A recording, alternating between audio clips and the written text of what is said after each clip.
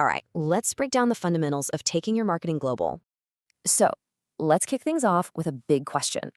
What happens when your home market just isn't enough? Can a company actually get too big for its own country? It sounds kind of crazy, but yeah, it's a real thing. Just look at a giant like General Electric. For them, survival literally meant going global. See, while the US market slowed, other parts of the world were booming. GE had to follow the growth. Okay, so what's the big difference between marketing at home versus marketing abroad anyway? No matter where you are, you've got your marketing mix: product, price, place, and promotion.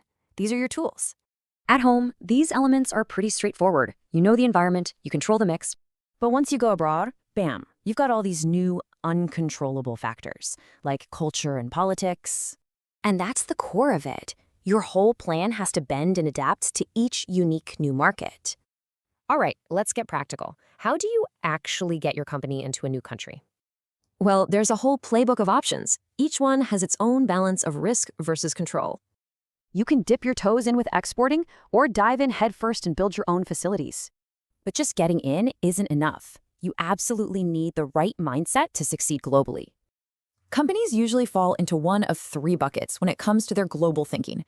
It's a spectrum, from thinking your home country's way is best to seeing the entire globe as one market. Look, going global is tough, no doubt, but the payoff, it can be absolutely huge. I mean, just think about Coca-Cola. In the US, their market was pretty much maxed out. But back in the 90s, the average person in India, they drank only 3 Cokes a year.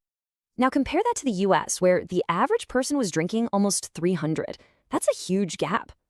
And this really nails it. The potential sales from just a tiny shift in huge markets is staggering.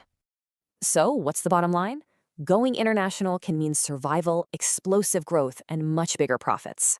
Which really makes you wonder, in a world this connected, is any business really just domestic anymore?